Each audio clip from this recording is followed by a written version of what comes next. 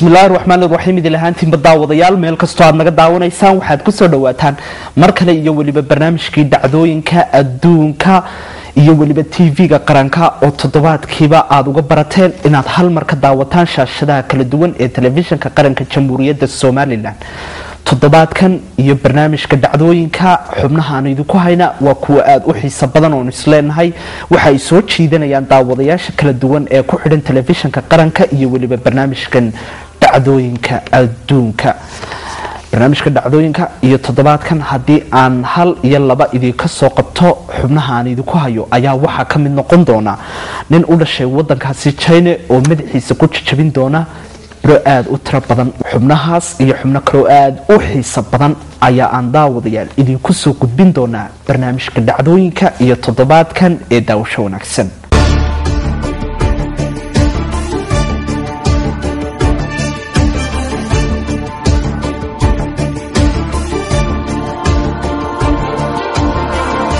haddii aan soo qabto xubinta ugu horeysa iyo waliba barnaamijkeena dhacdooyinka iyo toddobaadkan ayaa waxaynu ku soo qaadan doonaa nin u dhashay wadankaasi China ayaa daawadayaal waxa uu doonayaa inuu buugan dhacdooyinka adduunka ugu la yaabka badan inuu ku soo kordhiyo oo uu kaga qayb galo inuu madaxiisa ku jajabiyo biro ay tiradoodu aad u badan tahay bal daawadayaal waxaynu eegi doonaa inta birood ee uu madaxiisa ku jabiyo waxaana laga rabaa 1 minute gudaheed bal inta birood ee uu madaxiisa ku jabin karo dhacdadani oo aad u la yaab badan aadna u khatar badan ayaa daawadayaal waxaanu idinka digaynaa inaad isku daydaan dhacdooyinka noocaas oo kale ah xubintan ama dhacdadanna daawadayaal daawasho wanaagsan nin u dhashay wadankaasi China ayaa isagu doonaya inuu buugan dhacdooyinka adduunka ugu la yaabka badan uu ku soo bandhigo dhacdo aad unaxdin badan markaa dhankeegto aadna u la yaab badan dhacdadani ayaa waxay tahay in uu madaxiisa ku jajabiyo biro aad u tira badan muddo 1 minute gudaheed haddaba waxaynu eegi doonaa daawadayaal bal ninkani inay u suuro gasho isku daygani uu rabo inuu madaxiisa ku jajabiyo birahani ee daawasho wanaagsan Kasher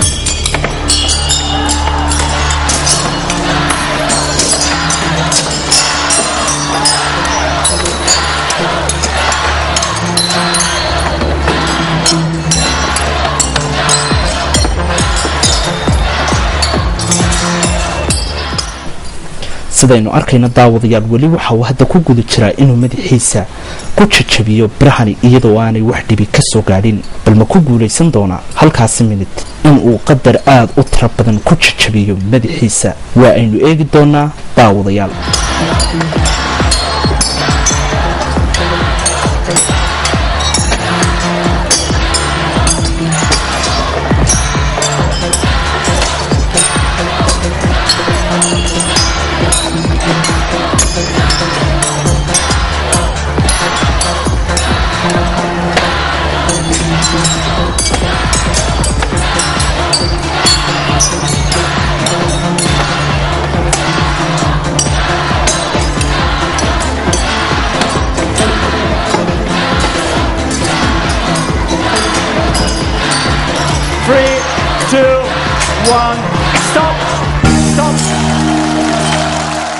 hadda ayaa daawadayaal waxa uu dhammaystiray ninkani in uu madaxiisa ku jajabiyo birahani bal waxaynu eegi doonaa inta xabadood ee uu madaxiisa ku jajabiyey So the result is amazing. Liuren, it's Jiu Shi Jiu. 99块 So we can safely say that it's a Guinness World Record. Congratulations.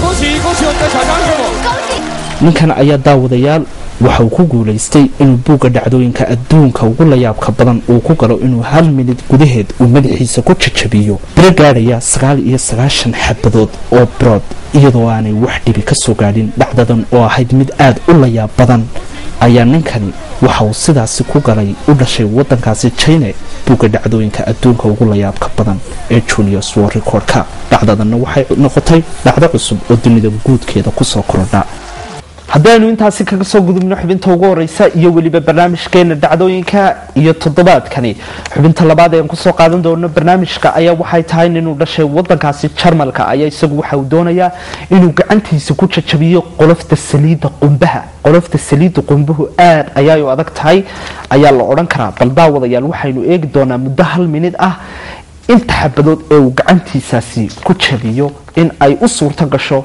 inuu dhacdadaasi ku galo junior record-ka iyo inay u suurtagali weydo, labadaba waa mid looga fadhiyo. bal haddaba daawadayaal aynu fiirino oo aynu eegno ninkan u dhashay wadankaasi Jarmalka inuu ku guuleysto oo uu ku galo buugga dhacdooyinka adduunka ugu la yaabka badan ee daawasho wanaagsan.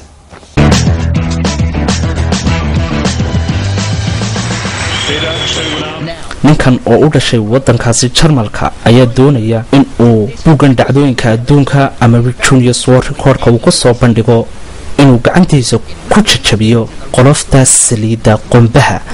haddaba qolofta saliida qumbaha amaba qolofta qumbuhu aad ayaa u adag tahay una khatar badan tahay ayaan odhan karnaa.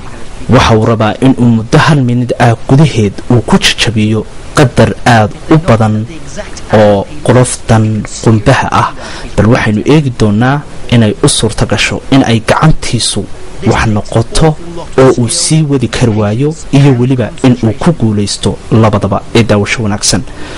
sidaynu arkayna daawadayaal isku daygiisi ayaa uu ku guda jiraa oo uu wada hadda bartankana uu kaga jiraa, bal aynu eegno natiijada iyo inta xabadood ee uu jajabiyo. Slowly and cautiously making his way down the line of coconuts.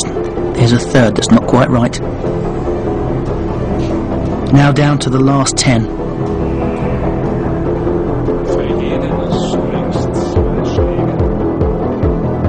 Okay, he seems fairly set.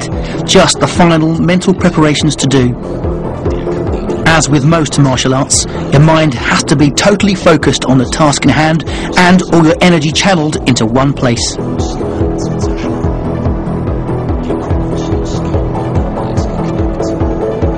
It goes without saying, do not even think about attempting this yourself.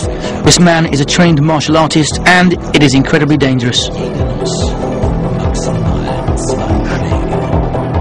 His preparations are now complete. The clock will start when Peter strikes the first coconut.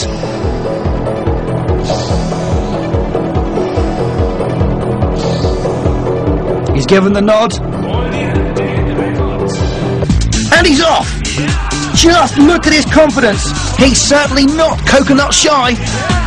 He's missed one, but that's not going to deter him. He's back on track. This must be incredibly painful. 15 seconds and no real problems yet. And already he's up to about 18 coconuts. That's more than 1 per second. He's certainly making light work of this. Plenty of encouragement from the audience. 33 seconds and 32 coconuts, which means he's just starting to lose momentum and the pace. It's certainly not going to put him off though. Oops, a bit of a problem with number 39. Move on, move on. Down to the last 20 seconds. Oh, 5 on the trot that didn't break. I hope this isn't all going to be in vain. 10 seconds and he can still see that Peter has really slowed down. His hand must be aching big time. One final big push. 3, 2, 1, 0. It's all over. Yes, what an effort. Take the applause, my friend. He's certainly feeling confident.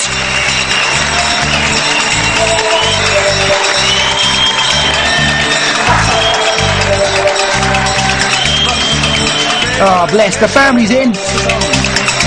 He certainly thinks he's done it. Just look at the mess, though. I hope he's going to clear that up.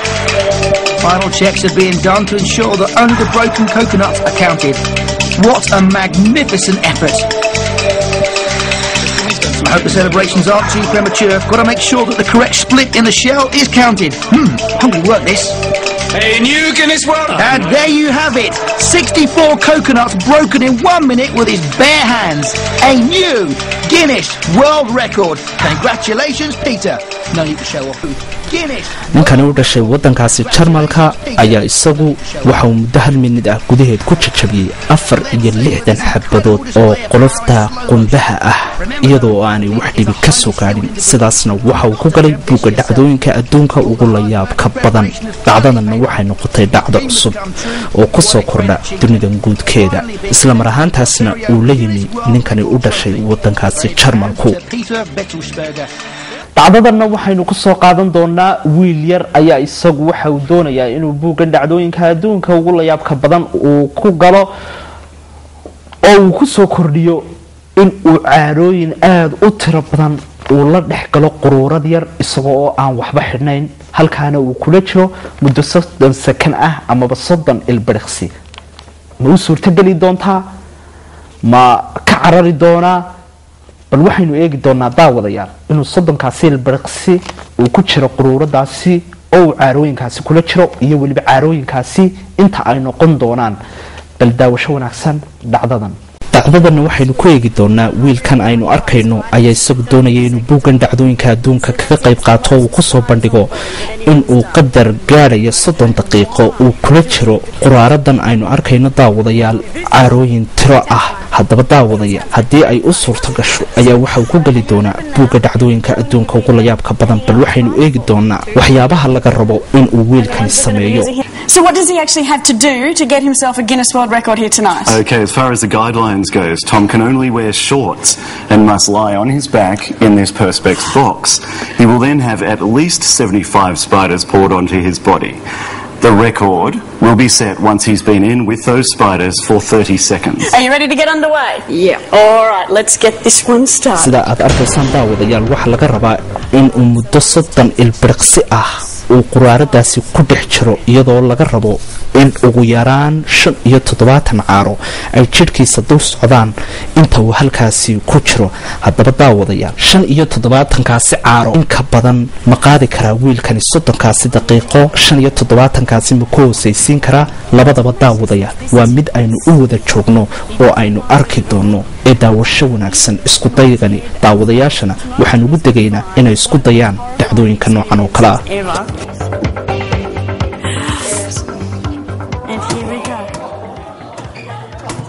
sidaad arkaysaan daawadayaal wiilkani waxa uu hadda bartanka ugu jira caarooyinkan tirada badan isagoo quruuradani dhex jiifa bal waxaynu eegi doonaa inuu 30kaasi ilbiriqsi ee loo qabtay uu dhammaystiro inuu kor u dhaafiyo inuu ku hoosaysiiyo labadaba.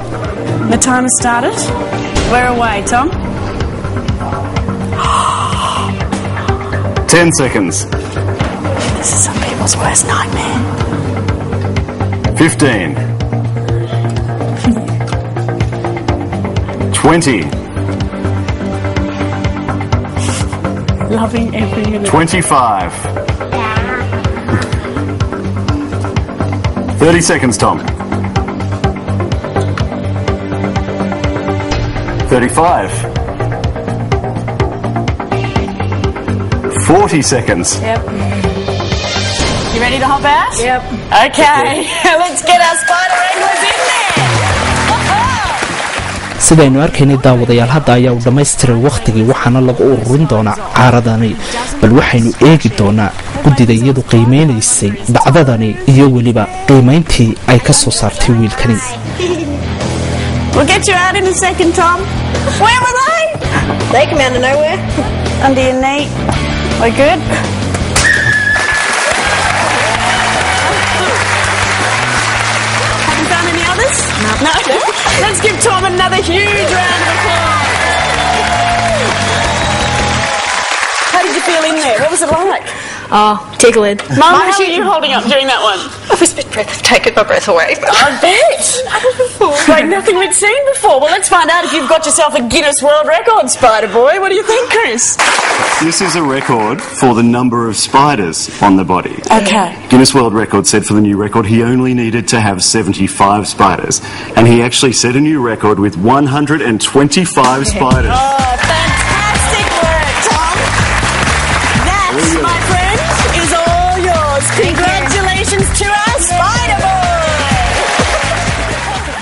sidaad arkayseen daawadayaal wiilkani waxa uu halkaasi ku jiray muddo 30 ilbiriqsi ah isagoo oo ay dhakadiisa amaba jirhkiisoo dhan ay dul ordayeen oo ay saarnaayeen 125 caaro tanna waxay noqotay dhacdo cusub oo wiilkani ku soo kordhiyo buugga dhacdooyinka adduunka ugu la yaabka badan sidaasna waxa uu ku galay Guinness World Record-ka adduunkan u yaala haddii aynu daawadayaal intaas kaga nimaadno sidaad arkayseen wiilkaasi waxa uu sidaasi ku galay buugga dhacdooyinka adduunka ugu la yaabka badan ee Guinness World Record-ka dhacdadan daawadayaal waxaynu ku eegi doonaa ninka ugu afka weyn dunida waddanku dhashay afkiisu intee ayaa uu noqday bal daawadayaal dhacdadani aad ayay u xiiso badan tahay balse yaanan idinka hor dhicin dalka uu dhashay afkiisu intuu noqday ee daawasho wanaagsan xubintani One talent stood out for his unique abilities. dhacdadana waxaynu ku eegaynaa daawadayaal ninkan aad arkaysaan oo u dhashay dalkaasi Angola laguna magacaabo Chiquino ayaa wuxuu noqday ninka ugu afka weyn leh dunida waxaana lagu daray buugga dhacdooyinka adduunka ugu la yaabka badan intii aanu ku guuleysan ka hor waxa ogaaday cilmi baarayaasha Guinness World Record-ka kuwaasoo arkay sawiro uu ninkani geliyay YouTube-ka This jaw-dropping talent from Sambizanga in Angola was discovered by Guinness World Records researchers while scouring YouTube for new talent. After a 2-year hunt, we finally tracked him down to a marketplace in his hometown and were able to measure his massive mouth.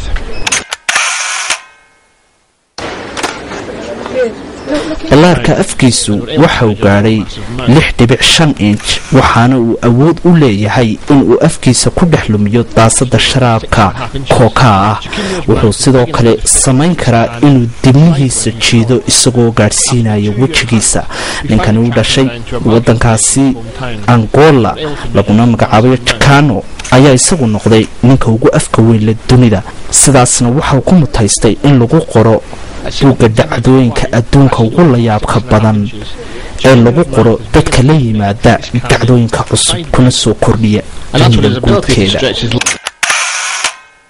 haddaynu daawadayaal intaasi kaga nimaadno dhacdadaasi iyo weliba ninka ugu afka weyn dunida dhacdada aan markan idin soo qabanaya ayaa waxay tahay nin u dhashay waddankaasi Mareykanka ayaa isagu buugga dhacdooyinka adduunka ugu la yaabka badan ku soo bandhigay inuu iska soo tuuro bir dhererkeedu gaadhayo 8 mitir iyo waliba 11 sentimitir bal waxaynu eegi doonaa daawadayaal ninkaasi inta uu iska soo tuuraya halkaasi inay waxalisi ka soo gaadhaan inuu buugga dhacdooyinka ku galo iyo in kale labadaba ee daawasho wanaagsan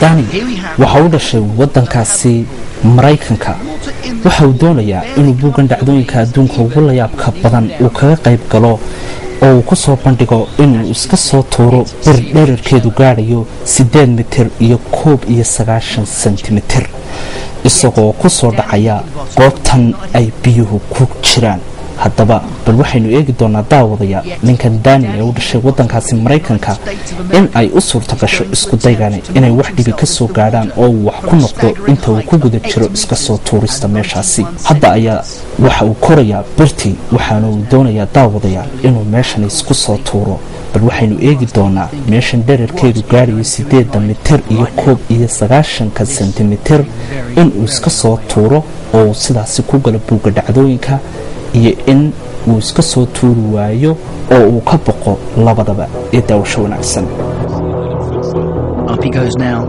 slowly and cautiously. What must he be thinking? What is going through his mind right now? This is a very, very long way up.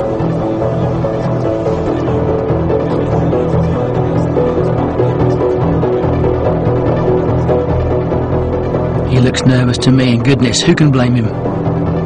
He's got his swimsuit on though, but perhaps he should have been better off with a pair of wings. Here we go, fingers crossed for the moment of truth.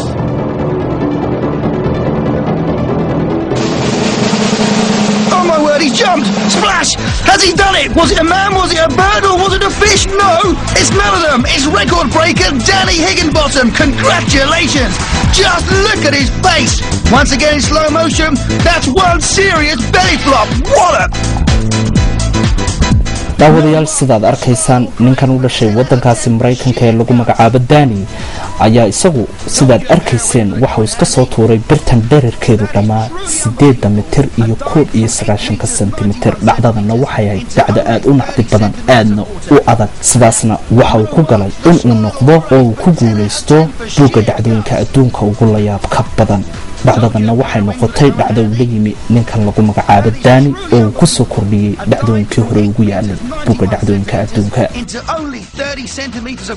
intaasi haddii aynu kaga soo gudubno dhacdadaasi, dhacdada ugu dambaysa iyo waliba barnaamijkeena dhacdooyinka iyo toddobaadkani ayaa waxaynu ku soo qaadan doonaa nin u dhashay wadankaasi Japan ayaa waxa uu doonayaa isna inuu afkiisa ku qaado quruuradaha amaba koobab aad u tiro badan oo tiradoodu gaarayso 70 koob inuu gadhkiisa ama uu halkaasi uu ku hayo. bal waxaynu eegi doonaa daawadayaal ninkan u dhashay wadankaasi Japan inay dhacdadani u suura gasho inay u suura gali weydo labadaba. bal haddaba daawadayaal dhacdada u dambaysa iyo barnaamijkeena dhacdooyinka aynu eegno. ninkan oo lagu magacaabo Azuma una dhashay wadankaasi Japan ayaa waxa uu doonayaa inuu buugga dhacdooyinka adduunka ugu la yaabka badan uu kaga qayb galo inuu gadhkiisa ku qabto quruurado dhan 70 koob amaba 70 quraaradood oo isdul saaran amaba isdul rasaysan. haddaba ninkan u dhashay wadankaasi Japan ayaa daawadaya waxa laga rabaa in uu 10 ilbiriqsi amaba 10 second uu gadhkiisa ku hayo quruuradahan 70 ka mid ah amaba 70 kan koob. haddaba daawadayaal bal waxaynu eegi doonaa in uu ku guuleysto Azuma isku daygani ee daawasho wanaagsan. worker from Akita, Japan. Now I'm not sure whether his work involves carrying drinking vessels on his face, but he's certainly got a knack for it. He's now going for 72. Let's see him try. So his hands let go. Time starts. He's off.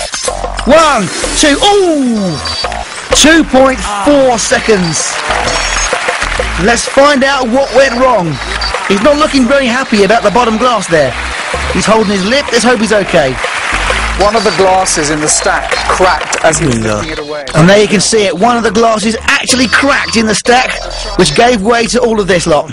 So, Tatsumi, you're still a Guinness World Record holder, but you haven't beaten your old record. sidaynu arkaynay daawadayaal ninkani kuma uu guuleysan in uu gadhkiisa ku hayo 10 second amaba 10 ilbiriqsi, sidaasna kuma uu golin buugga dhacdooyinka adduunka ugu la yaabka badan oo waa uu ku guul daraystay waayo waxa uu gadhkiisa ku hayay 2.4 second, sidaasna kuma uu golin buugga dhacdooyinka adduunka ugu la yaabka badan. daawadayaal waxaan soo gaarnay guntii gabagabadii iyo waliba gunaanadkii barnaamijka dhacdooyinka adduunka ugu la yaabka badan. barnaamijkan barnaamij lamida intaynu iskugu iman doono dhanka kamarada lightinka isku dubaridka barnaamijkan aadka u quruxda badan waxaa hagaayay Cabdi Cumar Jibriil Salsal. dhanka editingkana waxaa door weyn ku lahaa Xamse Qurbaani. anigoo Jamaal Axmed Naasira iyo waliba Axmed Saxardiid ayaa barnaamijkan idin soo saaray.